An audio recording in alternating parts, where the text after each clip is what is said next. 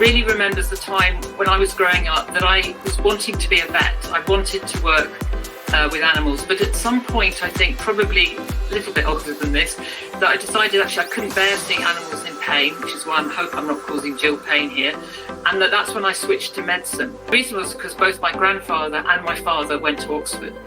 So from quite a young age, it was just like, this is where I was going to go. I had no idea that it was one of the top universities in the world, or that what I would need to get a PhD, and I didn't get a paper for my PhD. I did try, and I think I was not certain about publishing, and I was my data, but I decided to stick with medicine because in those days there was no psychology, there was no biomedical science or anything like that. You basically did sort of physics, chemistry, biology, biochemistry, zoology or medicine, and I liked human biology, and so I decided to apply again, and I did get in this time. The thing that I did spend quite a bit of time doing was rowing. I did crew. I was on the river, both at Oxford, but also Potomac River, and it was the first time there was enough Oxbridge women in DC, Washington DC, for us to have a female race, which we had, and I stroked actually the Cambridge crew. I research in a minute, but during my training, I then started to do some research in addiction, and I absolutely loved it. I thinking, I don't think the data's ready. Let me just get a few more patients. Let me just reanalyze it for the 20th way in a different way, just to be absolutely certain. And he said, no, you need to get your data out there. You need to go to a conference. You need to show people what you're doing. You need people to come by and ask you questions because it'll make you think about the data. And one of the people I remember approaching was Nora Volkov. Working within a pharma, with one of the main pharmacologists in the world, David really taught me, understanding all of that is really, really important if you're going to understand what these beautiful images are actually telling you. And I remember a colleague saying to me, why are you doing clinical trials? You're an imager. So I went back into medical school, and I've always had these components to my job, and it's always been a juggle. And I don't think it will ever stop being a juggle until the day I stop working. Our patients are never going to get the opportunities because we will just be the Cinderella of medicine. We will just stagnate. We will have no innovations. If you look about where do our new treatments come from? Well, where we really had step change treatments, so I had my eyes open. It was the most terrifying thing I've ever done, and I did it twice for my daughter. So she's taught me to be a little bit brave, and it's been an incredible privilege to be her mum. To somebody a while ago, many years ago actually,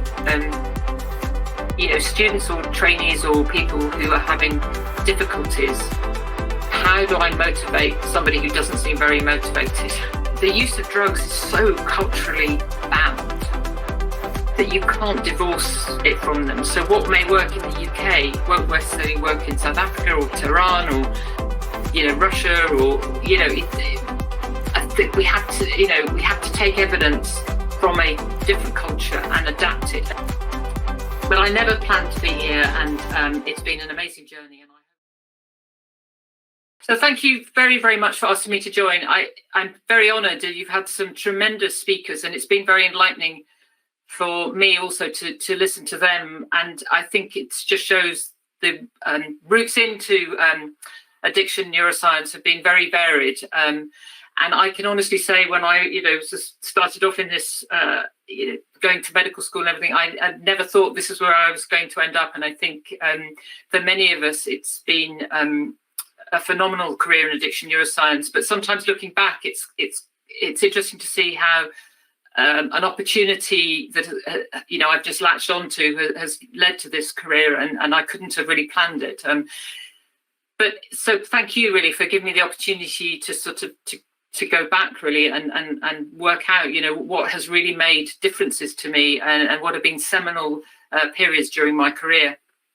Of course, now the slides aren't working. Okay. So I was born and brought up in a small county town called Shrewsbury, which is right on the Welsh border in kind of the middle of England. And these are some images of Shrewsbury. So it's a very medieval Tudor town, lots of black and white timber houses.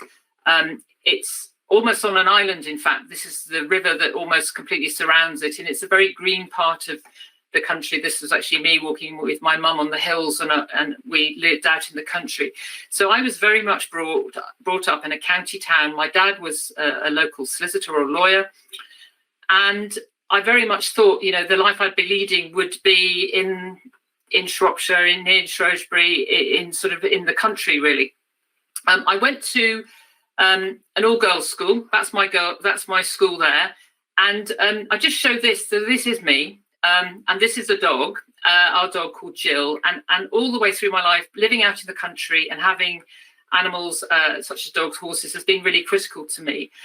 The other reason I'm showing that is I'm not quite sure why I'm holding her leg quite like that, but my dad really remembers the time when I was growing up that I was wanting to be a vet. I wanted to work with animals, but at some point, I think probably a little bit older than this, that I decided actually I couldn't bear seeing animals in pain, which is why I hope I'm not causing Jill pain here, and that's when I switched to medicine.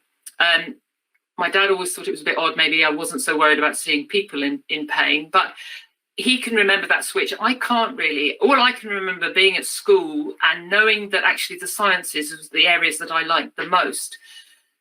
But actually my school didn't have much faith in me. And I remember discussions as I was getting nearer to the last couple of years at school about what was I going to do. And I remember thinking, well, maybe, nursing, medicine. And I remember being told, you don't need a career. You only need a job until you get married. So this is the late 70s.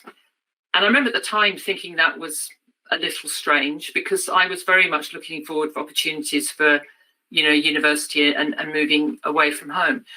But suffice to say, I did apply to medical school, and despite the school's reservations about my abilities. So the school wasn't a massive influence on me, but this was a massive influence. So these are the pictures. On the left is my grandfather, either John David Hughes, interestingly photographed with a cigarette, I noticed. He was a lawyer, and he was a professor of law at Leeds University. He used to say he created the seat in 1919 and sat in it till 1952. And on the other side is a picture of my dad, who was also a lawyer, but not at university. And in the middle is Radcliffe Camera in Oxford. So this is one of the libraries, actually was a science library. And I really remember being taken there as a child by my parents. I think we were going away on holiday somewhere, and walking through this sort of honey-stoned, beautiful place of Oxford and being thoroughly swept up by it. And the reason was because both my grandfather and my father went to Oxford. So from quite a young age, it was just like, this is where I was going to go. I had no idea that it was one of the top universities in the world, or that what I would need to get there. But my dad thought I had the potential to get there. And despite the school being very unclear whether I had the academic ability, he basically said, no, she's going to do the entrance exam. And I did sit it, but I didn't get in. And I think the school thought, well, she didn't get in. And it was actually because I hadn't done very well in my other school exams. But just going through the process and not getting in taught me a huge amount of that. I was, 18. And at the time in the UK, so we're talking about 1979 now, it was quite common for boys' public schools. Now, the terminology in the UK is a public school is private. You have to pay to go there. Complicated nomenclature. And this is where I ended up going, just for one term, to try to get into Oxford again. And actually, Shrewsbury School, it was very close to where we lived. And it was actually Darwin's old school. And the gentleman I'm picturing here is Eric Anderson, who was the headmaster at the time, who's decided that he would introduce girls into the school. So this school had been going for a long time. In fact, my dad was a pupil there. He never, ever expected me to follow in his footsteps to an all-boys school. So I was the first girl that went. There was only just a female member of staff teaching, on the teaching staff. It is quite incredible to sort of look back, but they had a tradition of getting people into Oxford and Cambridge, and through their tutelage, I was successful and got into Oxford and Cambridge. But without this man, Eric Anderson, giving opportunities, I would never have got in. And so for me, he is a key individual when I look back in terms of my career. Without his input and his schooling and I would never have got into Oxford. So I have a lot to thank him for. So I did get up to Oxford, and this is the photograph of us in my college, St Hughes. I went up in 1980. And there's a couple of things looking at this picture. One is you can see we're all in black and white uniform. This was known as subfusk. You had to wear, this is what actually we had to sit our exams in, and you could be prevented from sitting your exam unless you were properly dressed. So a couple of things that I note here. One is, as far as I can see, none of us were wearing trousers. And I do remember that we were not allowed to wear trousers. It was not part of the uniform. I've got a 16-year-old daughter who looks like this and says, well, you are ancient, Mum, but, that's actually not that long ago when we were not allowed to wear trousers. The other thing was that it's probably hard to see here, but we actually weren't allowed to wear, I think this was the first year, I believe, we were allowed to wear mortarboards as opposed to cloth caps. And there's a bit of a mixed economy there. And I was actually wearing the mortarboard that my grandfather and my father had also worn at Oxford. So for me, it was quite important, this sort of family history coming down. I was there really because my dad had believed in me. I'd worked very hard to get in there, but I had actually got in. And so this was me starting medicine. And actually, why did I read medicine? Well, having failed to get in the first time, I did think, well, maybe I should go for a different course. But I decided to stick with medicine because in those days, there was no psychology, there was no biomedical science or anything like that. You basically did sort of physics, chemistry, biology, biochemistry, zoology or medicine. And I liked human biology. And so I decided to apply again. And I did get in this time. But it was an amazing experience. But during this time, like many, courses, you could do projects instead of exams. And I did a project, in fact, looking at the female reproductive hormones in aging rats. And my supervisor at that time, a guy called Colin Clark, and I remember today I was sitting in his office and he had a phone call that he had just got a job at Cambridge University to start up a lab over there. And he turned to me and said, do you want to come with me as my PhD student? And I look back and I think, obviously I then had to go through procedures and but it was an amazing opportunity just to be offered that. And of course, as soon as other people around Oxford were where I was thinking of doing PhD, I did get other offers, but it also just taught me at that age, it is worth sometimes sticking your head above the parapet and seeing what's out there. As I said, I did get other offers, but without that gentleman, I'd never have moved across. So this is now when I moved to Cambridge in 1983. So I did not proceed on to the ward. So in Oxford, if you did medicine, you did 3 years in the lab, and then you did in lecture theatre, and you did 3 years on the ward. So I dropped out in a sense at that stage, and I went over to Cambridge. So this is my college in Cambridge, Wolfson College. And I actually did my PhD in Park Davis. It was Park Davis, then it became Park Davis Warner Lambert pharma company with Colin Clark. And the director was a guy called John Hughes, who in fact was quite famous at that time with Kostelitz and various others for discovering opiates, endogenous opiates. And my project was on cholecystokinin receptor interactions. So CCK receptors had just been discovered in the brain. And we had some technology just discovered that we could actually look at it in the brain. And so I went and did a pitch. So this was the first time I'd done neuro. Up till then, I hadn't done any neuro. In fact, I'd kind of found the brain quite complicated to understand and learn for it. So I hadn't really been interested in neuroscience.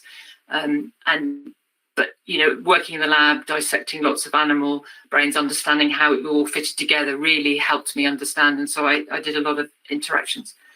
And the other thing about this college was it was a postgraduate college. So a lot of people came from abroad for 1 year to do master's courses. And it really opened my eyes to what else was going on in the world and how other people were dealing with their education. And it was an incredible experience from that perspective. And a guy called David Williams, who was a lawyer, actually was president of the college. We didn't have a high table there. Everybody kind of sat next to each other. So you could be sitting next to, a world famous, lawyer or scientist, and it was an incredible mix. And it was such a vibrant place for me to be at that actually that also developed my career hugely, because it gave me the confidence, I think, then to look abroad and, in a sense, stop off the conveyor belts in my own country. So I have, again, a lot to thank just the experience of being at that college. The other thing that I did spend quite a bit of time doing was rowing. I did crew. I was on the river, both at Oxford, but also in Cambridge. The black and white pictures actually are crew. in Oxford. I'm near the back here. When I went to Cambridge, I ended up actually being captain of our boat club. That's our boat club here. I'm the one in the jacket. I'm at the bottom. Sorry, these pictures I've scanned, and this is me coaching. I coach the men's boat, and in Oxford and Cambridge, because the river's not wide enough for side-by-side races, we have this extraordinary competition called the bumps, and that's just illustrating a bump. Literally, you row one boat into this other boat. And that Cox has put her hand up saying stop, and we would have, so you can imagine this boat, this was my crew, was going full pelt. This crew was not going full pelt because we'd caught them up. And, sometimes being a Cox was quite a dangerous role. But so it was an incredibly exciting rowing race. And actually our college did reasonably well. But I put some of the key things, because when I look back, and I was talking about it earlier today to somebody, when I look back about where did I learn some of my leadership or management skills, it was actually during rowing. I also formed huge friendships and huge, the sort of benefits of being in a team. I was lousy at sport at school. I never really did sport. You would have found me in goal or with the sick note trying to get out of playing sport. Whereas actually when I got on the river and realised that I could row, it gave me, I really, really enjoyed it. So it gave me a lot of skills, and it taught me also that whilst work's really important, actually having all of this outside stuff gives you all these other skills, which are really, really important in your career as well.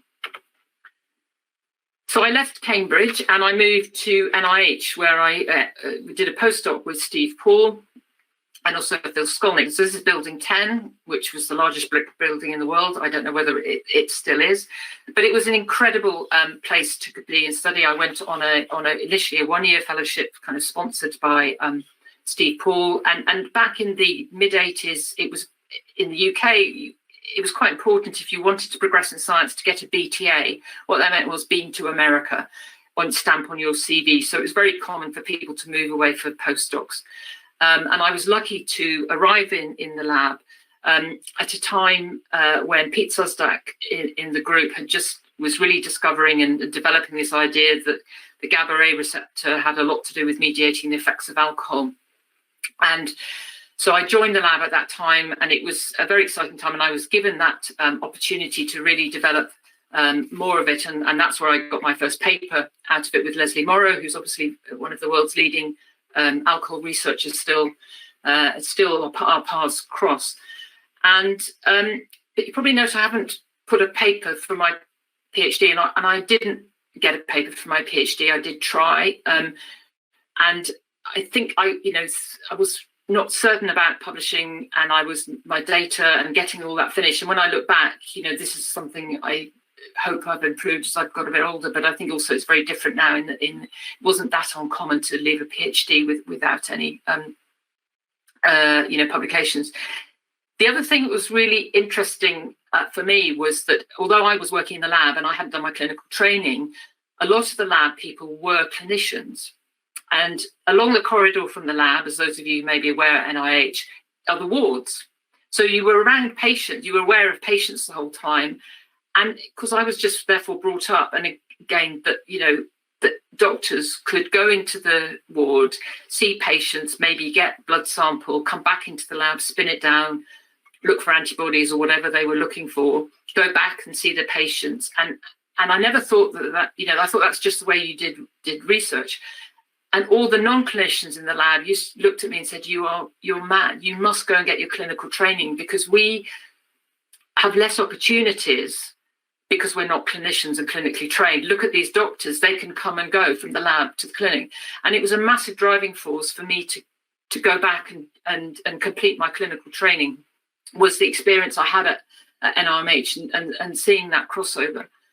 But another reason I may not have done as well at NIMH, maybe as I should have done, was I also was on the river quite a bit. So this is a boat in Washington, DC. So that's the Lincoln Memorial and the Washington Monument behind. We used to row first thing in the morning and also in the evening. I rowed with quite a Potomac Boat Club, quite a serious boat club, did head of the Charles, head of Occoquan, head of Susquehanna, lots of races. So I got to see a lot of America as well as rowing. And also I got amazing opportunities. So this is a program from they had Oxford Cambridge boat races in the States. And this was on the Potomac River. And this was the first time there was enough Oxbridge women in DC, Washington DC, for us to have a female race, which we had, and I stroked actually the Cambridge crew. And I'm still in touch with a lot of the crew. So again, friendships were really strong, and it was an incredible experience. We did get written up in the Washington Post, but in the style section, not the sports section. But through this, I got to go to dinners on Capitol Hill. I got to go to the press club. I got to the British Embassy, and I, I had a mattress on the floor in my flat. I didn't have much money, all of that kind of stuff. My apartment, sorry, my unit. But through rowing, again, I got to see this other world and this other air, and of life. And again, it was incredible. And I know of other people who said that with sport, that often they join a team, and it's through the team member that they start discussing their science, and they realise that there's a crossover, and then collaborations develop in quite a novel, innovative, sort of organic way. And so whilst it's quite hard to justify time to get to the river, it was always a fantastic thing to do. But I did finally come back to Oxford after 2 years. I stayed a year longer than I expected, and I came back to Oxford, and that's our entry photograph. It's interesting looking at this photograph of there's a lot of people, very famous clinicians now. One in particular, I don't know whether you can see this gentleman here, is actually Chris Whitty, who's our chief medical officer, who's leading us really through the pandemic, the COVID pandemic in the UK. So it is interesting, as I said, looking at sort of who's there. I came back because of my experience at NIMH, being very clear I wanted to be a psychiatrist. And I remember saying, I don't want to do any other part of medicine. Can I just do psychiatry first? Because I was roundly put in my place and said, no, you have to do all of the specialties. So I had to wait a couple of years in order to do psychiatry. But luckily, when I did it, I realised that I liked it, and I was pretty good at it compared to some of the other disciplines I had done. I have to say surgery wasn't particularly my forte, and that actually it was good, so I could do it. So I completed my medical training in 1991, and at that stage, it was, where am I going to train? I always thought I would stay in Oxford. That's, as I said, partly because of the historical and maybe the genetic things that have come through with my parent, my dad. But in fact, somebody at Oxford advised me that I really should go to the Maudsley, because this was the premier place to train in the UK, internationally renowned school. So I did was interviewed and went to the Maudsley. So I completed my clinical training, and it's again interesting looking at our cohort, how many of us have now become professors or leaders in different fields.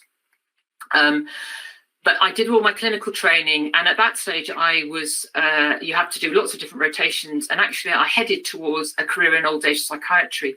What interested me about old age psychiatry was I liked the mixture of the physical impact of maybe ill health on the brain. I liked the sort of emotional health that you had to think about. I had liked the social aspects of it. Did they have a dog at home, a cat at home, their families, all of that kind of thing. I liked, in a sense, the true biopsychosocial model. I really enjoyed all of that.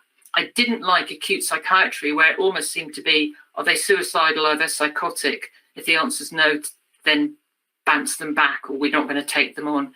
It was firefighting. You didn't have necessarily a longer term relationship with patients. I know that's not true of all bits of psychiatry, but I was, so I was heading to do old age, but I'll come to my research in a minute, but during my training, I then started to do some research in addiction, and I absolutely loved it. There was no opportunities to do it on the rotation at that stage. It was very hard to get a training post. It was only given to those that were committed to a career in addictions generally. And so I didn't really have the opportunity. It was through my research, and because that exposure, I just thought, okay, this is great. So I actually switched from doing old age to now doing general adult and substance misuse. So I then qualified and equivalent in the US of getting board certified. I became a consultant level in 1999. But I was never really doing full-time clinical. So in the UK at that stage, you could also do research. So one of the people who had actually phoned me up when he had seen my application for the Maudsley was this gentleman here called Rob Cohen, who sadly died in his 50s. And he phoned me up, basically said, I see you've applied to come. It did help that he also was a rower. He also enjoyed competing on the water. he phoned me up and he said, I've seen your CV, you know, you've definitely got to come here. And he had a chat with me.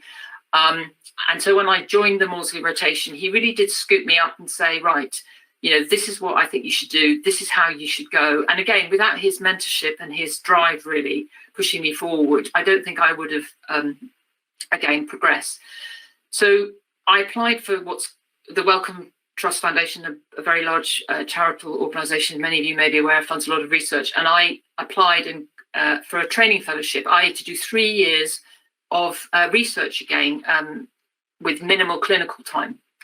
And at that time, Rob was very much looking at the GABA A receptor in schizophrenia. That was his area of expertise. So I applied using SPET, using imazinil, the tracer, so building on my pharmacology and stuff I'd done in my PhD, now moving it into humans, the technology we had finally.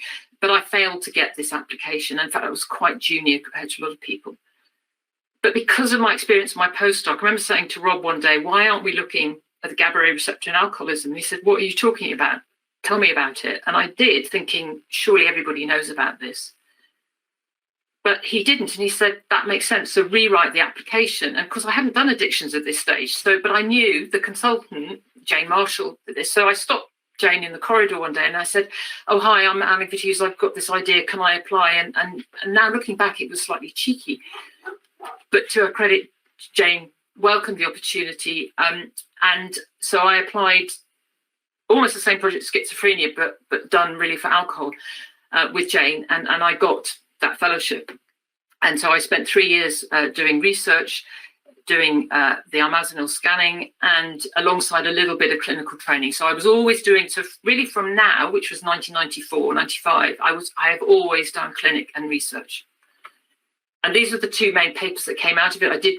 Rob was very clear that, you know, you need to write up, and he was very sort of assertive, really, and helpful in helping me write up and overcome some of the things I was worried about writing up. And also, what was interesting at the time, I was one of the few people who was also looking, therefore, at the differences between genders. You know, we did see differences in the receptors between sort of men and women.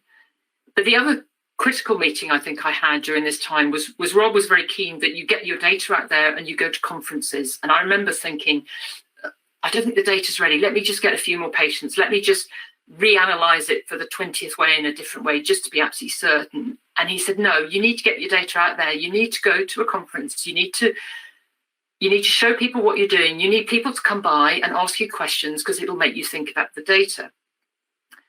And one of the people I remember approaching was Nora Volkov. And this was before she was at Brookhaven. She was imaging in addictions, but I remember asking if I could meet her. I think it was Society for Nuclear Medicine, so it would have been in the 90s.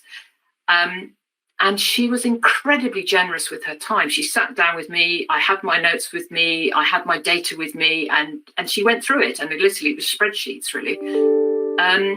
And I remember lots of people walking by and interrupting us and wanting to speak to her and taking her off it. And she always came back. And I can, you know, it is very, very special. And I, you know, would hope that I would be, if anybody stopped me, I would give them the time. But looking back now, and a few times since, and I even now, given how important she is and lots of people want her time, can email her and she does respond. So I have a lot to thank her for, because it really helped me stay in the area.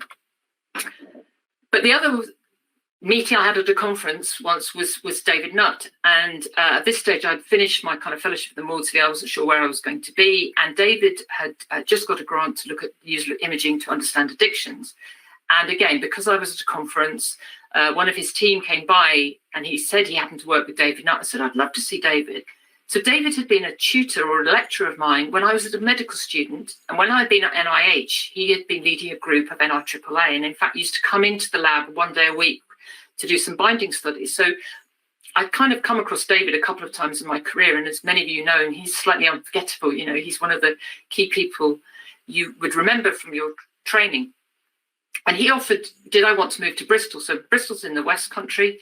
And what appealed to me was I could see green fields going. So that's the Clifton Suspension Bridge, very famous bridge, Isambard Kingdom Brunel. And what I loved about Bristol was it was a smallish yeah, it is a city, but it's smallish, and it was greenfields and there was countryside. And Bristol's a very good university. In fact, it was one of the medical schools I'd failed to get into initially, but I went there as a senior lecturer in 2000. And again, you know, David's had an immense impact on my career. And what's important about David was that Rob was absolutely brilliant, Rob Kerwin, but he was in the field of schizophrenia. So a lot of the opportunities I was getting was around antipsychotics and schizophrenia, but I was working in addiction. And I knew I needed to move into a team where I would be allowed to, you know, get those opportunities that if David, you know, couldn't get a talk or was asked to write a chapter in this, that I would only get if I moved to an addiction biology team. And there really wasn't one at the Institute of Psychiatry or the Maudsley at that stage. I was, you know, I was still in the Department of Psychological Medicine with schizophrenia and psychosis. I wasn't in the addiction division, interestingly, at the Institute of Psychiatry till the very end. But so moving to be with David was really, really critical. And so what I, you know, did with David, and here is a little bit of research. So what we did our imaging, but the imaging was in London. So for a while, even if I was living in London, I was working in Bristol, or I've been living in Bristol or working in London. This 120-mile, you know, either motorway or train line, you know, has been my life really pretty much since the year 2000. And I joined David to work specifically in London at the cyclotron unit, the MRC cyclotron unit, sort of the world's probably most famous, you know, unit for PET imaging in the world. So many innovations came out of it. Sadly, it got shut down a few years ago, and the imaging facility is now still on the Hammersmith Hospital site, but in the Burlington Danes building, where until a month or so ago, my office was based in that building. But my role when David brought me in was really to take my imaging experience and also some of my GABA-benzodiazepine knowledge, though of course I learned a huge amount from him, was to really drive the imaging program and be the main worker on the grant that he had just got with others that were based in Bristol. And so we started our sort of collaboration. So this is just a sort of saute. I mean, all of you can go, sure, maybe aware of some of the work or go and look up. But the first paper we did was this one up here. So actually, this is flumazenil PET scan showing the GABA-A receptor. And the one on the other side is the RO154513, again, a benzodiazepine compound. But as you can see, a completely different distribution. We spent quite a bit of time developing and validating that tracer, showing that it labels the alpha-5 subunit. And we looked at function. And the other key thing here is that we were really trying to develop and validate the tracer. It wasn't just about, okay, we've got a tracer, put it into a disorder, compare it with controls. What can we see? We were interested in the pharmacology, the sensitivity of it. What did it, you know, was it sensitive to endogenous changes or exogenous changes? And I think, you know, working within a with one of the main pharmacologists in the world, you know, David really taught me, you know, understanding all of that is really, really important if you're going to understand what these beautiful images are actually telling you. The other aspect was that we also looked across disorders. So on this, so we've got alcohol, gambling, and opiate. And so right from the very start, David's ethos with the grant was we compared two addictions, because if you see the same in both addictions, then it's much more likely to be fundamentally something to do with addiction rather than something that's you know, due to the substance. And so that was also a principle. And the other thing you can see is how many authors there are on most of these papers. Again, it's about being a team. And that goes back to my rowing days. I think I enjoy being part of a team. And that was another reason to move on. So a lot of GABA imaging. We did a lot of dopamine imaging, although not so much actually. Mainly in opiates, and a lot of it challenged really the dogma that dopamine was the dominant or is the dominant neurotransmitter. Culminating in the review and in the Nature reviews and neuroscience really saying, you know, hang on a minute, it doesn't, you know, dopamine and stimulants fit together very well, but maybe not for cannabis, and actually understanding these differences are important. And also we were one, or I think still the only one, first we had access to a PHNO, which is a D3 tracer. So we were the first to image D3 receptors in alcoholism. So lots of, you know, that was going on. And then opioid imaging was really been the other one, both using tracers, looking at the mu-opioid receptor. And again, comparing different disorders, opiate, alcohol, gamblers and alcoholics, and all the, you know, challenge the system to see what is happening? Can we change the endogenous brain levels of opiates, which we did with an oral dexamphetamine challenge? So we tried to push the science of PET imaging as well as understand the neurobiology of addiction. I have looked a little bit at craving. I mean, it would almost be odd to be an addiction neurobiologist without looking at craving. I have fundamental issues with this word because I think addicts use it differently to scientists, and different scientists use it differently, as do different addicts. But we have done some imaging in that, and I've also done sort of more clinical trial ends of it. And we're back doing a little bit more Q reactivity work now. But I have to say my heart's in pharmacology, so that's been less of my work. But the other thing I think you have to learn as you go through, so when your career is making use of opportunities and what's hot. So when I arrived in the United States in the mid-80s, of course, HIV was raging at that stage. And actually, a certain gentleman called Dr. Anthony Fauci was the main man. And I remember going to lectures of his then. And everybody was saying, okay, how does our work relate to HIV? Because that's where the funding was going, much like COVID now, is that's where a lot of funding is going. But a few years ago, obviously, and still is hot now, is inflammation. And so we've got PET tracers. So we've done a couple of projects now looking at alcoholism, but looking at the role of inflammation in alcoholism. So again, it's even if I'm interested in something, if I know the funders aren't going to do that, then sometimes you have to change what you're doing because you know that that's where the activity is. And, you know, both of these, the papers about the hippocampal translocator protein, we showed the opposite to what we expected. And Yale published very soon after us exactly the same, and NIAAA have also, you know, so 3 studies have all shown the same. But it was an interesting study to try and get published because it went against the prevailing view. And I do wonder about, you know, alcohol, is there a risk factor for Alzheimer's? And Ash, who came to work with me, developed a theory about how maybe the inflammatory toxic load from alcohol could impact on the cascade to do with Alzheimer's. And he's actually, so my old age psychiatry came back in useful, and he's actually now doing a PhD with me, just finishing up and looking at lots of markers in Alzheimer's. So, you know, again, it's been making use of opportunities. But the other thing I think is that, you know, because it has got harder and harder to look at PET, so we've had to move into fMRI, and I now do PET vicariously through other members of my team. I tried and failed a few times to get imaging and granted PET, and that sadly has been the same for a number of other people in the world. So we've moved out of it and we've moved into fMRI. And this is just an example of a consortium that has been was pulled together by Imperial College. University of Cambridge was Karen Urscher, Trevor Robbins, Barry Everett, Jeff Daly, and also Manchester was Rebecca Elliott and Bill Deakin. And it was both clinical and preclinical, and it was bringing us all together. This was the clinical arm, and it was done through funding of an initiative through the Medical Research Council, who supported our research over many years. And so this is really where our focus is now.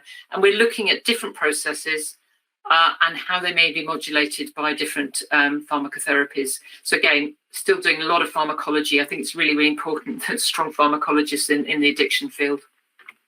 And this is just an example of some of the papers that have come out. And we're showing that how, yes, addicts have got a dysregulated reward system.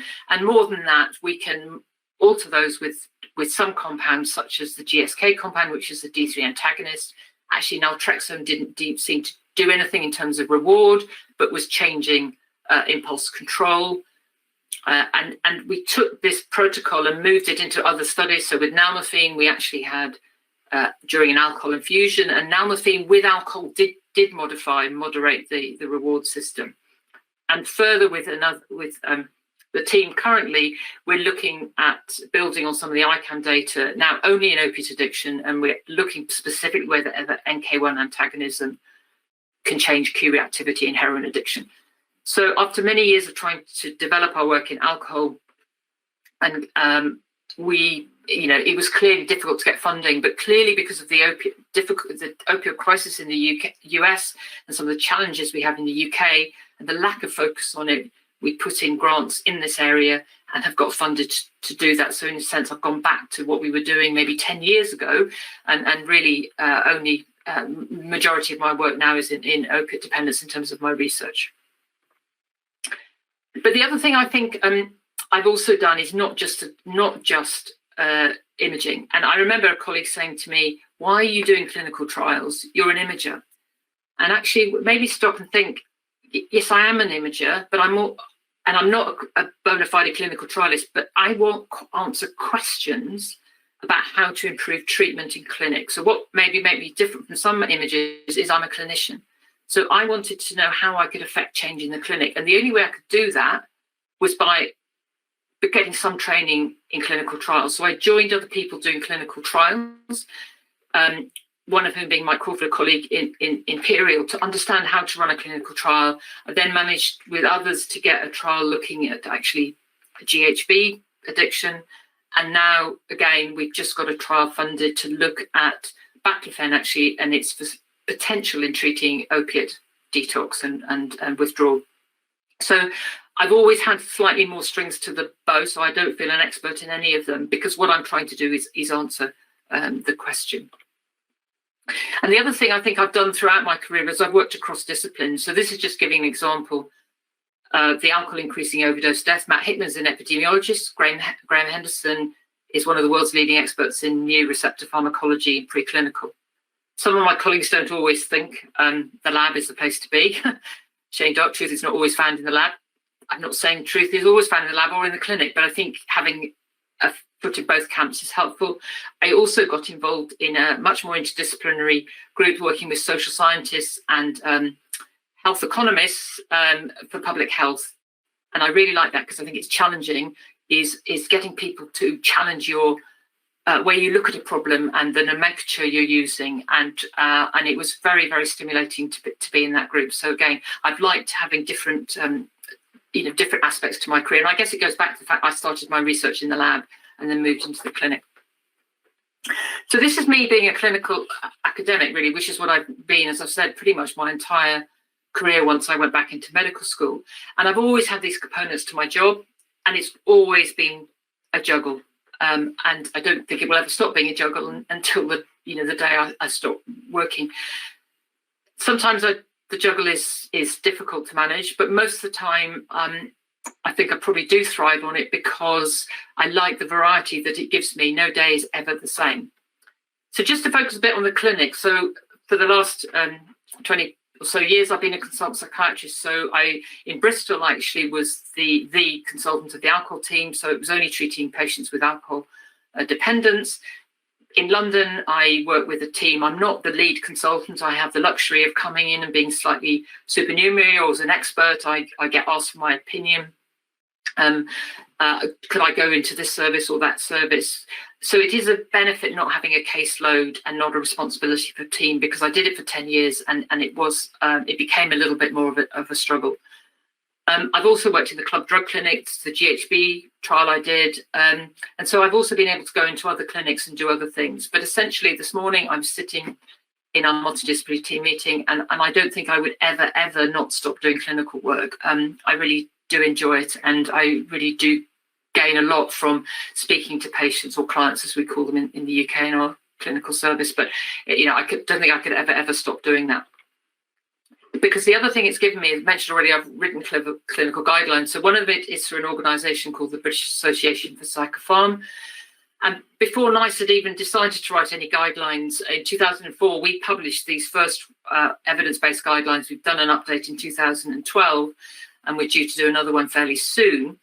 But these were the first ones. And I have to say, of all the things I look back on, this probably has changed clinical practice. So very quickly, this became the go-to document for lots of people.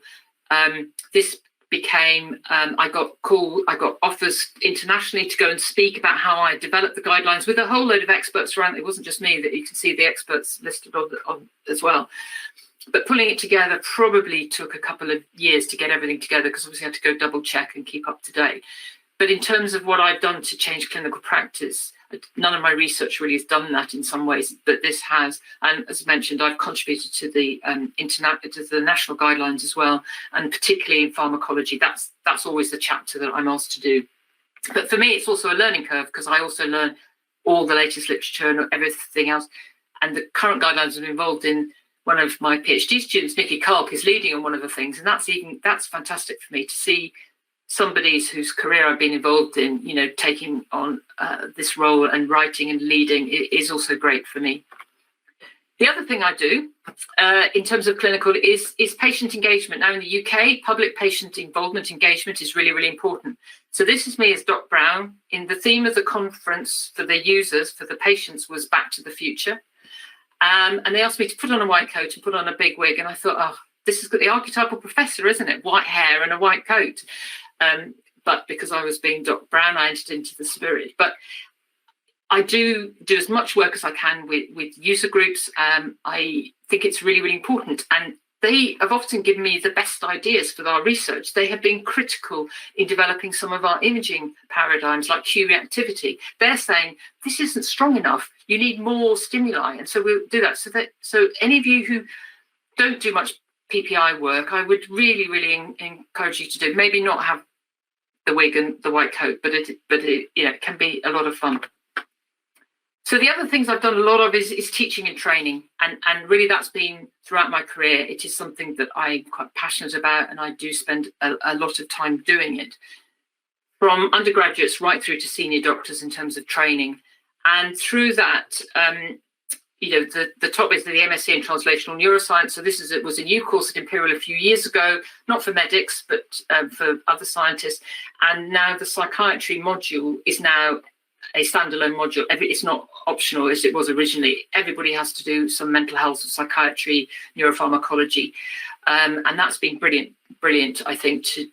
I don't think psychiatry or mental health should be optional when you're doing neuroscience degree.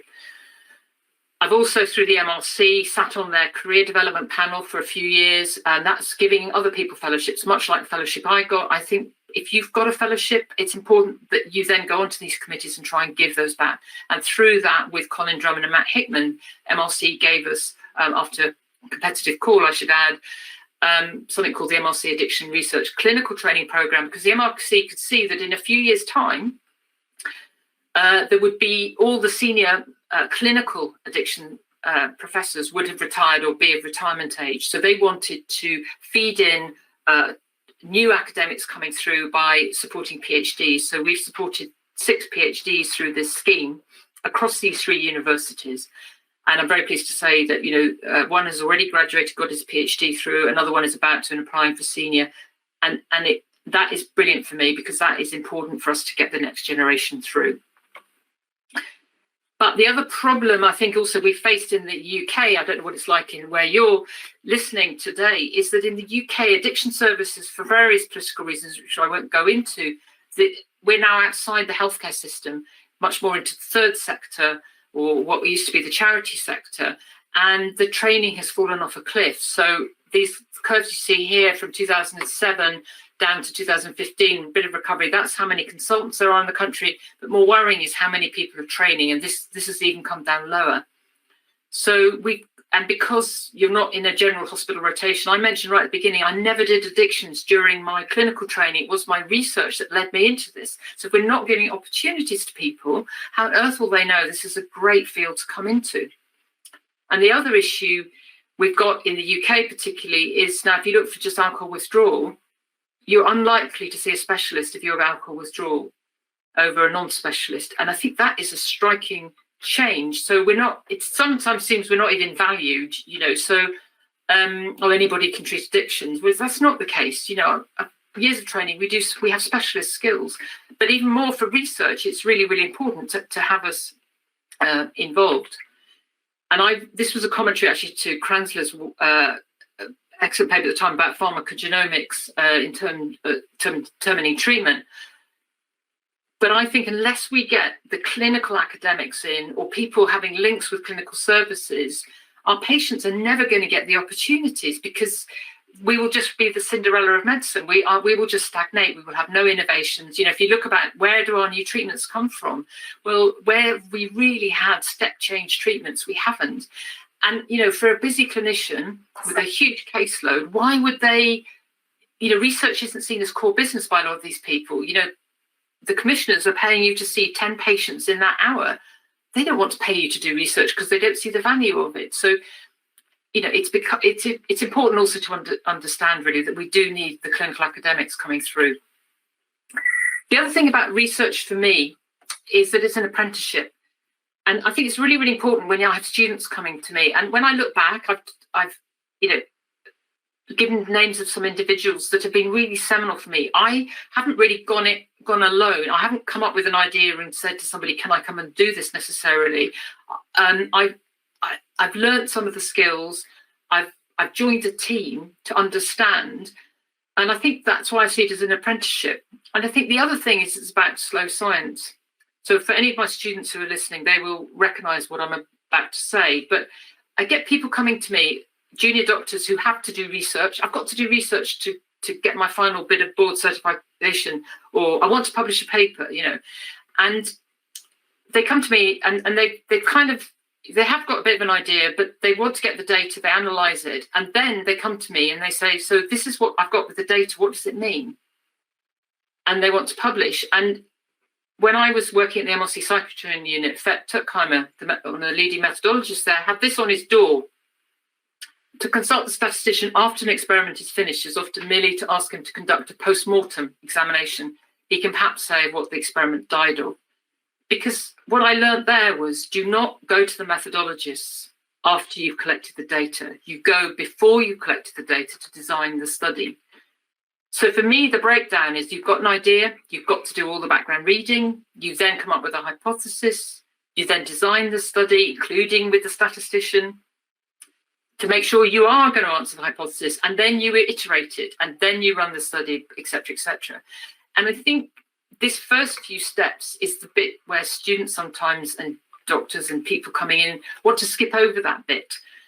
But I think all of us know the situation you get to where you've got the data, and then you say, oh, I should have asked that question, or I should have added that to the mix, or I should have done.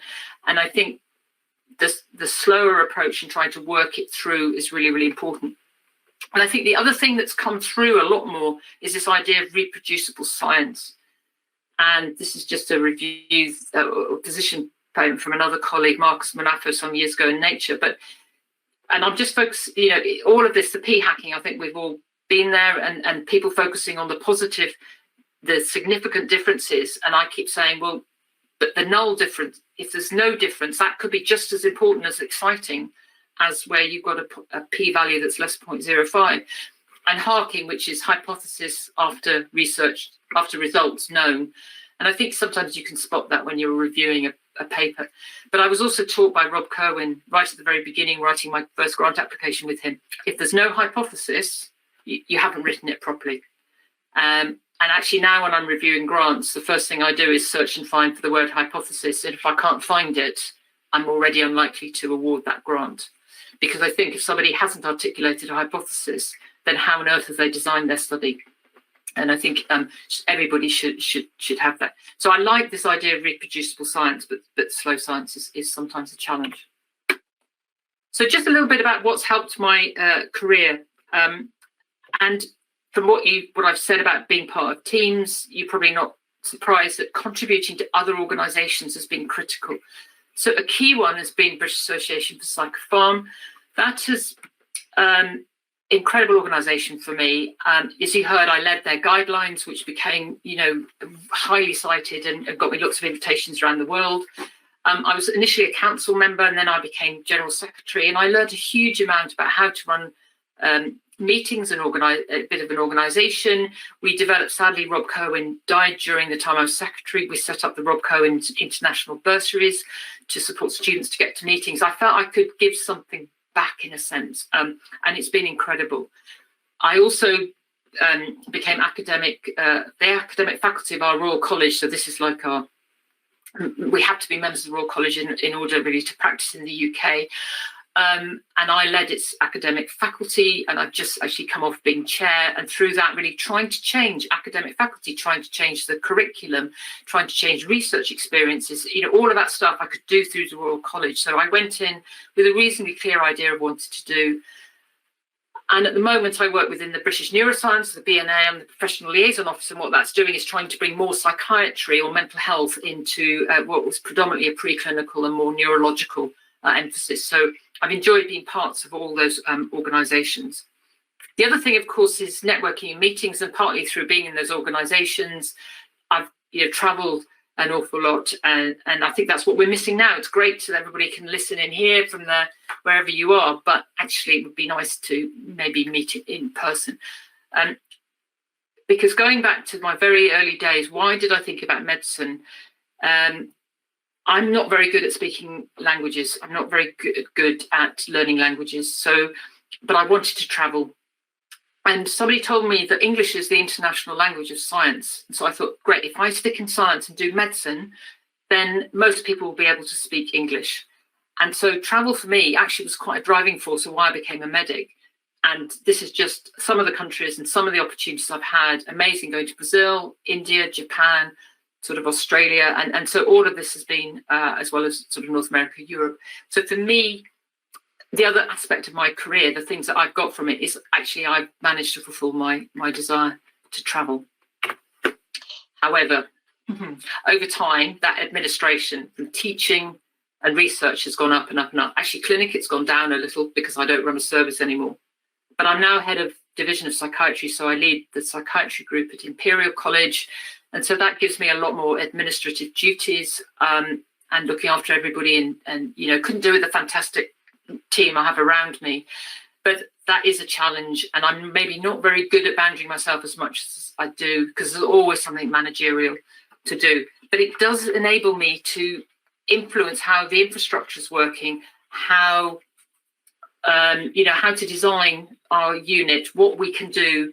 And so it does give me ability again to change things, which I wouldn't have if I wasn't heading up. So it's my turn. I think it's my, not duty exactly, but my turn to do it. I've done it for a few years, do it for a few years more, and then it'll be somebody else's go.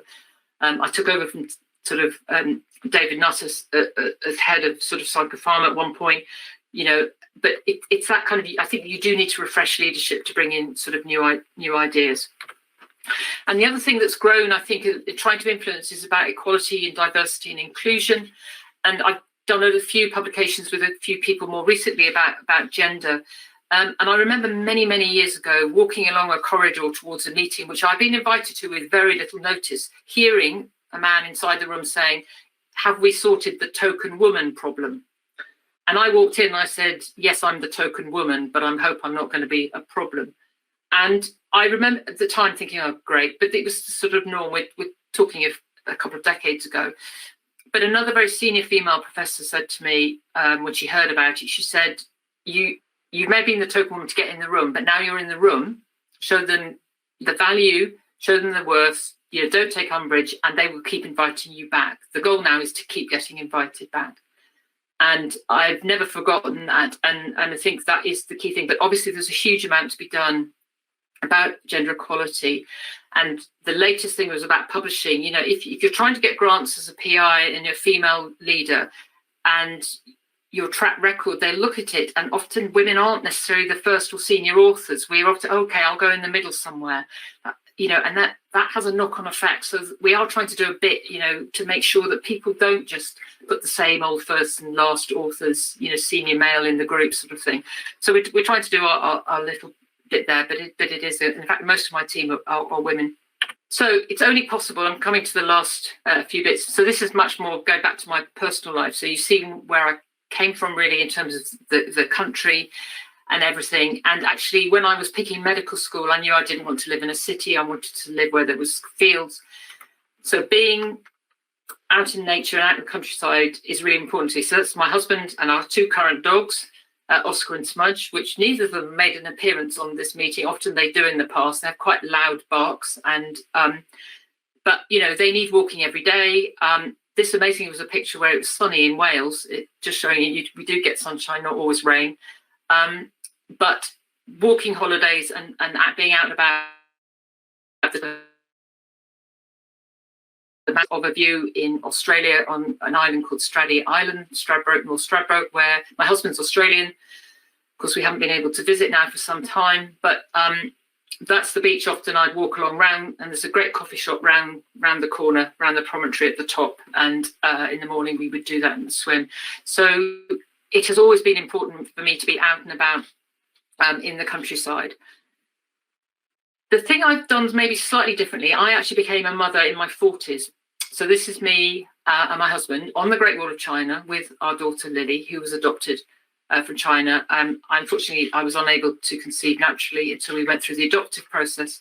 But I'm acutely aware of women in their 20s and 30s who are trying to build an academic career, having a young family, and I would hope that I am supportive as I can be within the constraints of often the academic career. Very much gratified, promotions where maternity leave has been overlooked, hasn't been taken into account. 1 year in our team in Imperial, I think we had 5 weddings and 6 babies. It should be the norm. We need to sort this out. So I realised I was very lucky that actually I was quite established. I wasn't a prof, but I was quite senior when I had my daughter, and so that has helped. And the other thing, having a family, was that obviously, I never wanted to have a family and then not see them until. So I've done lots of things. I've always tried to make all the school meetings. I've always tried to be, school concerts and the sports days and all of that. I really struggled with people who said, well, just get staff. And in fact, she was adopted, so social services were involved. So we couldn't have just got. In fact, my husband stopped work. He took early retirement to stay at home, and that's the only way we could have worked it. And I am struck by how many senior women it's quite similar. Often husband or the male partner or another partner, female partner, has been at home, or lots of other family around. So there is some things that we need to change. I also know that a lot of my young team who've got young kids themselves, who are men, really struggle with it. They want time at home, but because they're the man, it's not seen in the same light. So I do think we need to think about this a bit more carefully. But the other thing a child can do is put you out of your comfort zone. And she's done this in personal life, so it's made me more brave, I think, in my professional life. So she's quite an adventurous girl, and so this is her and how it should look, zip wiring on holiday. Now, I hate heights. I can't even walk up a ladder or anything. I hate heights, and that is me not looking very pretty, hurtling through a rainforest on a zip wire. I'm not sure I had my eyes open. It was the most terrifying thing I've ever done, and I did it twice for my daughter. So she's taught me to be a little bit brave. It's been an incredible privilege to be her mum. The other thing that's been interesting about her, and it relates back to David Nutt. So some of you may be aware that David Nutt promoted the idea of equity, which was being addicted to horse riding. This was in the debate about the relative risks and harms of drugs, particularly with ecstasy. And he compared ecstasy and equity, because in our clinic in Bristol, lots of people ride around us. A lot of people have had head injuries through riding. So he was trying to compare the risk of head injury or brain damage from horse riding was far greater than taking ecstasy. And yes, that is my daughter. Yes, she didn't fall off, but she has decided she wants to be a 3-day eventer. And when I said to David that she was going to ride, she said, right, well, I will. If she ever hurts herself, I will sack you.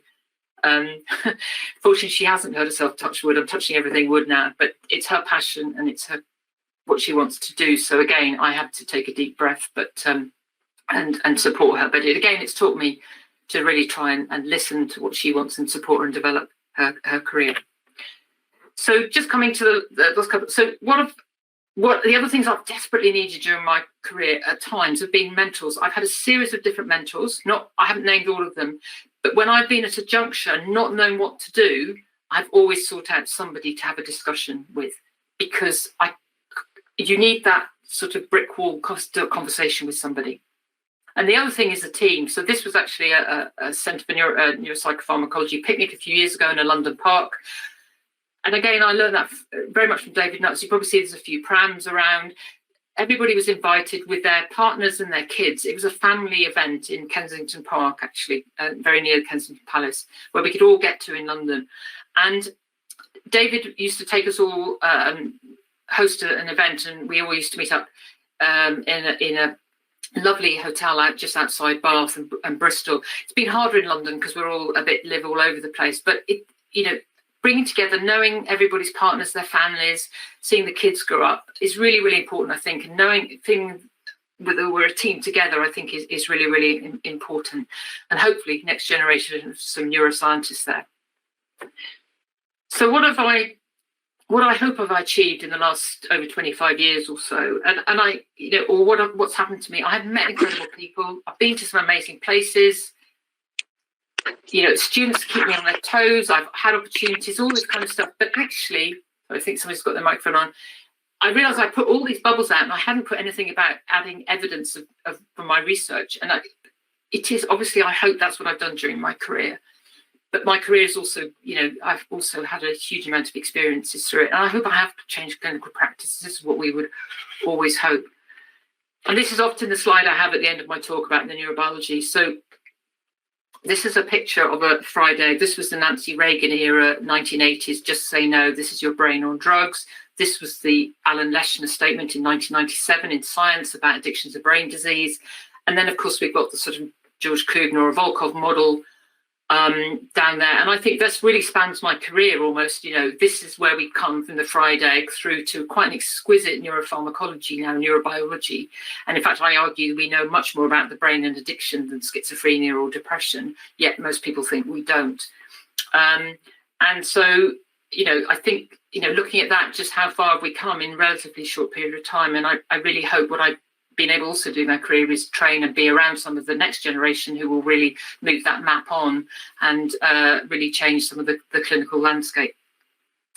But I never planned to be here, and it's been an amazing journey, and I hope I've had opportunities and I've grabbed them, and I've been able to do that because of, personally I haven't needed to stay at home or whatever, and I realise I've been very lucky. But it's been an amazing career, and thank you for your attention. I'm very happy to take any questions.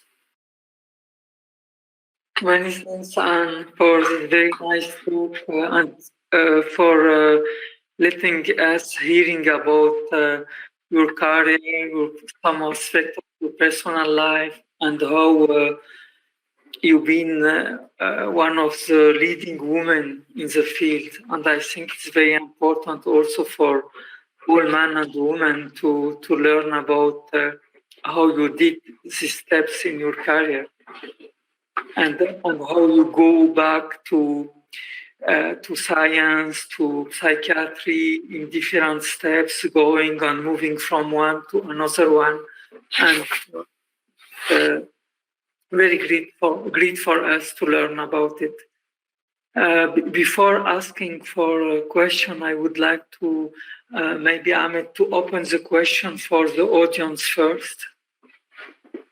And so if someone would like to open the question, you're welcome by chat or by opening your micro. Hi, Alex, being with us. Welcome. Hi, Alex. Hello. Hi, and thank you very much for this presentation.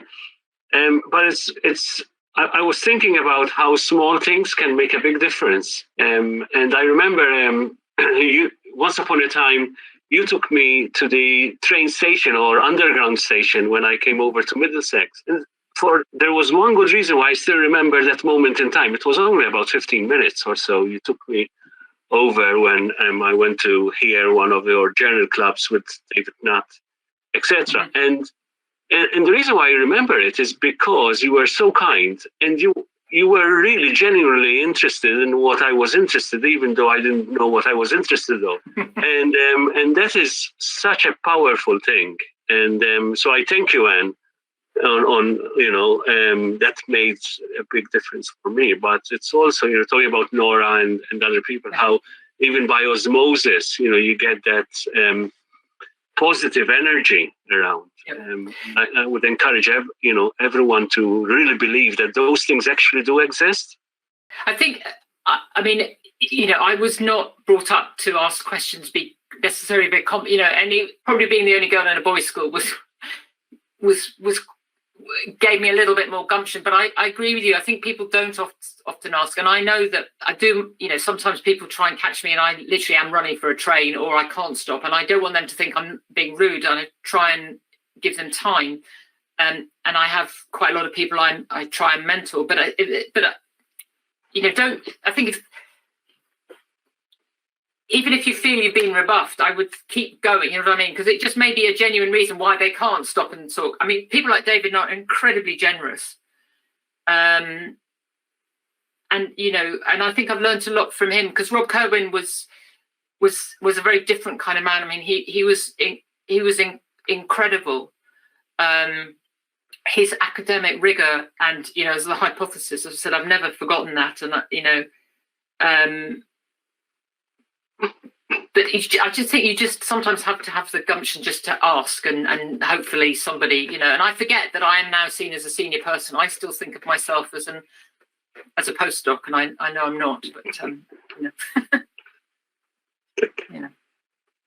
And that's the difficulty of this forum, isn't it? We're not meeting in the corridors. No.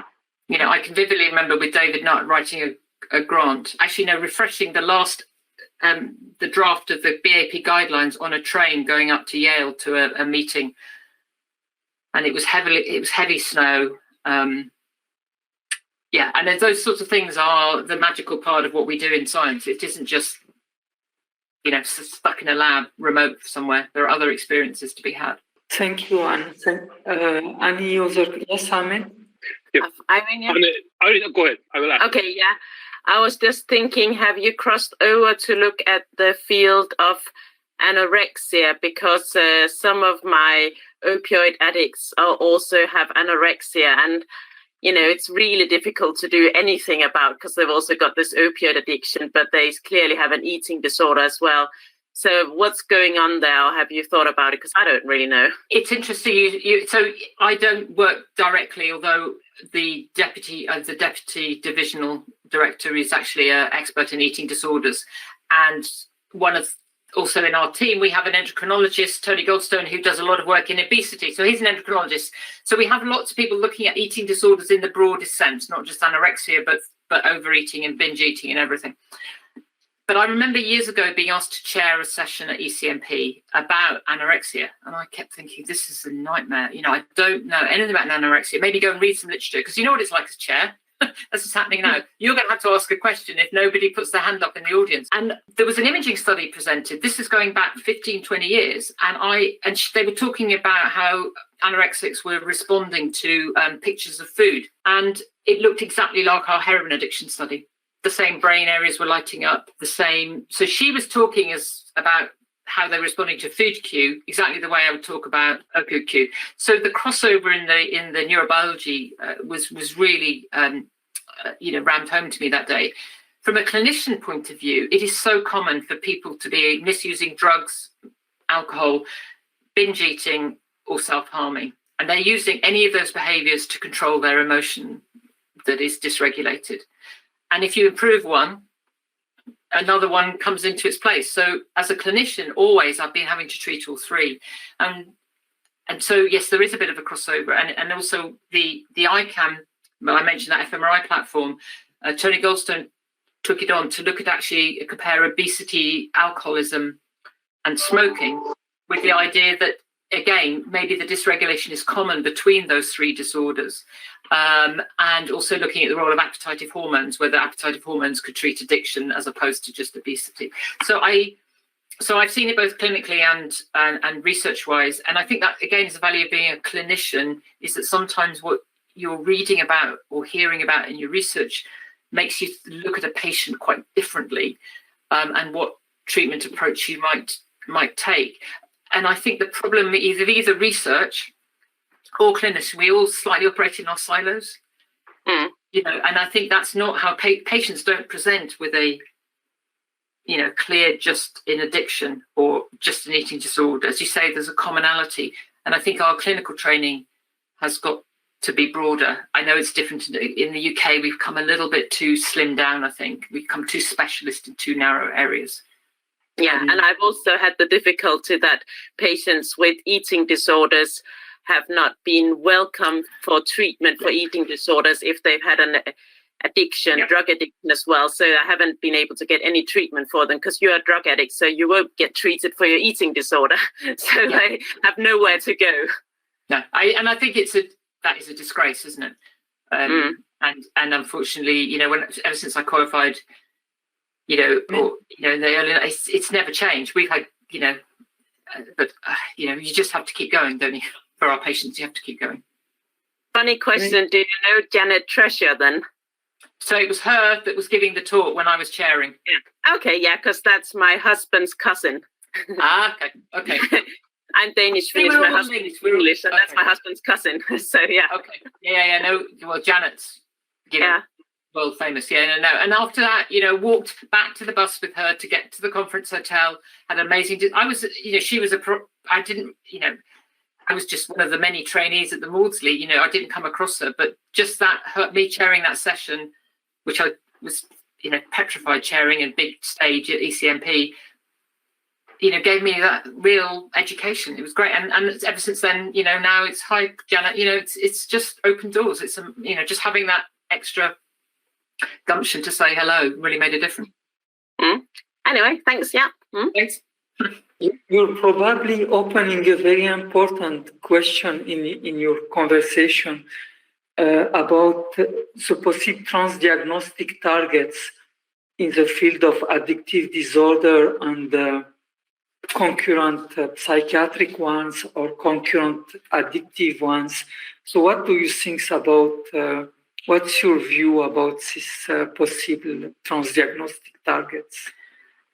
I think really important. And I think, I think it's certainly in this country, there's a move and worldwide a bit, to get away from just seeing a depressed person, an addict, what is, we don't diagnose by biology. So what are the symptoms? What's going on? And I think both Rob Cohen and David Nutt, who are both, clinicians, and I did clinics with them as much as I did research with them, both taught me that you asked what the issues are, what they're having difficulty with, and you treat those. Now, obviously, both as pharmacologists, so a lot of it was about medication, but not always. In addiction, a lot of it's been, psychological therapies. The treatment service I ran groups. In fact, I used to run groups, so I've done both. But so the reason I think, we have to focus on the symptoms, which often are transdiagnostic. And I also think, therefore, by understanding reward mechanisms or inhibitory control or cue reactivity or negative emotions in addictions also informs the other disorders that we often see comorbid, such as anxiety, depression, maybe less so around psychosis, schizophrenia. But, it's a condition, all patients are different and you can't treat just, dole something out just because that's their diagnostic category tick on the form kind of stuff. I think you do need to look at the symptoms. You do need to look at the management. And I'll give one example, is bipolar, actually. So many years ago, I was asked to give a talk about comorbidity bipolar. Bipolar and alcohol is one of the most challenging comorbidities to treat. Personally, as a clinician, I find it really, really challenging. But it was really interesting how naltrexone seemed to be a really, really good drug to use in that comorbidity from Petrakis' work. And so I started using it. And then, of course, I started looking, then the anti-impulsive stuff came out about opioids, not reward modulation, but maybe it's anti-impulsive. So you go into the bipolar literature and you find out how impulsive they are. They're more impulsive even when they're euthymic.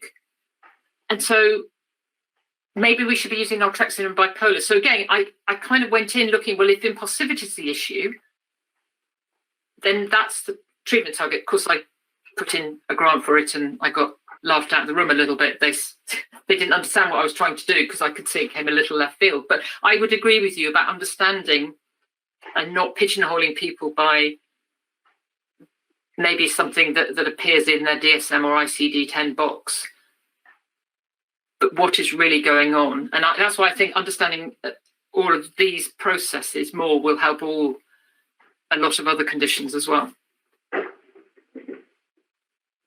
I think, Ahmed, you have a question, yes? Yeah, it was a really, really inspiring talk. And I really enjoyed and I learned a lot. And I was just thinking that could definitely be really inspiring for next generation of scientists in the field. And I'm sure that many people would use that. I mean, the videos on YouTube in the future as well. I was just thinking about kind of you have been really successful in your career, but when you think about kind of what you have done in past, is there any specific mistake that you feel that if you go back, you probably would not do that again? That's interesting because I think mistakes are always something you learn from and move on. I say it's necessarily a mistake, but I think some things I've learned, and sometimes it's about interaction with individuals or kinds of situations I found myself in. I'm thinking I should have recognised where that was headed and not get into that sticky position. So I wouldn't necessarily call it a mistake, but I've learned there are certain things that if I start, I listen to my gut feeling actually probably a lot more now. And also I realise I'm lucky. I'm much more towards the end of my career than the start. At the start of your career, you have to do a lot of things like clinical training. You have to do your nights. You have to hold a retractor in surgery at midnight. You have to, go and try, do things that you wouldn't feel happy with doing. And as you get more senior, you don't have to do them so much. So I don't think I would have bypassed any of them. But I think it's, I wouldn't call it a mistake. I think the thing I wish I'd learned earlier or got to grips with earlier was around being able to write stuff up and get stuff out. I think that's the one skill. So that's personal. And I remember saying to somebody a while ago, many years ago, actually, students or trainees or people who are having difficulties, how do I motivate somebody who doesn't seem very motivated? And probably, as somebody said, well, you can't give them something they don't have. But I think those are the things, because I think when you feel really excited about something, you want other people to be excited around you. And obviously not everybody can be all the time. And I've had my share of complaints and, don't want to work ever with her again and all that kind of stuff. And you realise you do have to roll with those punches. They are difficult to tolerate. And that's where having your network around you, your family, the green fields, the walking, have been really, really important. Because I think it puts things into perspective a little bit. You say I'm successful. I look at people on my Oxford and my Cambridge, and actually I'm not nearly as successful as many of those people. It's all relative, isn't it? It's all relative. When my daughter was very little and David Nutt was on TV a lot, she thought that's what success meant, was being on TV a lot. And I said, no, it's almost the reverse in some ways, And I think it's how you define it, and I think as I get older, your definition of success can be much more personal, really. I really hope I've changed some lives of some patients. And I really hope, I was asked a few years ago, what was the bit of research I was most proud of? And I said, there isn't a single piece of research. What I'm most proud of is giving opportunities to people to have a career in this area, to do research in this area. That's the thing, and like I say, I'm a different, lots of clinical academics, that research would be enormous, but it's always been part of what I do. I've never let go of the clinic. I've never let go of the teaching. And that's probably why I haven't got my squillions in grants. Because I think I like all three. I don't want to drop any of them. I know some of my students are here, they're probably thinking other things, but, that's how I get older. And I think probably as I get older, it's easier to share some of these thoughts as well. Many thanks. And we have one question in the chat from Javier Cordova.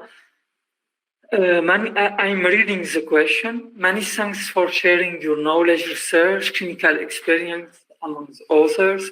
My question is how to translate all of this knowledge with drug-related addiction involving cultural, tradition, values, and beliefs. Yeah, that I think is something that the travel has given me a little bit, and the connections around the world, in that, what goes on in the UK, the US, Australia may be a little bit more similar than goes on in other countries. And actually understanding the cultural nature of why drugs are used are really, really important. And again, I think it's why one approach isn't going to fit everybody well. I think, as probably been discussed in other fora, the dominance of so-called Western medicine has meant that we haven't been as culturally sensitive as we should have been across how drug use. And I'm thinking about, for us, a drug called, CAT, which has very cultural significance in some parts of the world. In the UK was made kind of illegal, and I don't want to get into the science and policy, but, I think there have been things that haven't gone necessarily in the most clinically based, appropriate way or evidence-based way. I think the more, I remember going to Turkey and just understanding, the methadone, where the methadone or buprenorphine was available. Russia doesn't have some drugs. It's incredible actually how different the treatments are. And, in the UK, even benzodiazepines choose alcohol withdrawal. We use chlordiazepam epoxide. America never licensed it. A lot of other countries use anticonvulsants.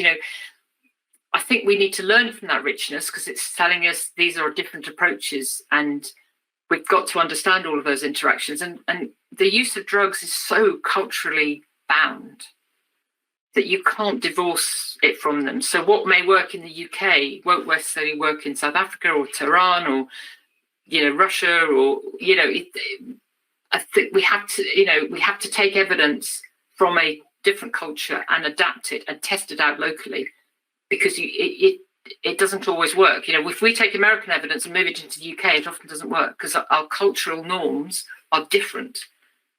And so, but it is a difficult thing to do, because where's the funding going to be? Where's the assessment going to be? All that kind of stuff. So, I don't know necessarily how to, but you have to. We must, because otherwise we won't treat people effectively. Thank you, Anne. We have time for a last question. It's nice to see a few faces. Thank you. So I would like you to thank you, Anne. Many thanks for your talk and for sharing this nice time with us. We had a lot of learning with you, and thank you for the audience. Thank you for your question. Thank you for Panyan Rafay to introduce the day, and for Ahmed Erkiari and Alex Baldacchino for organizing this session. Thank you for the ISAM, and I was very happy to be with you and hope to see you soon in other contexts. And many thanks to everyone. Wish you a nice day or a nice evening, depending on where you are in the world. Yeah, and just thank you very much again for the invitation. It's been an absolute honor. Thank you very much. It was great. We really enjoyed that. Thank you. Thank you. Thank you. Thanks. Thank you so much. So just to remind everyone, at our next talk, so we're, sadly we're going to reach the end of these talk series, the first round of our talk series. There are just 2 talks left.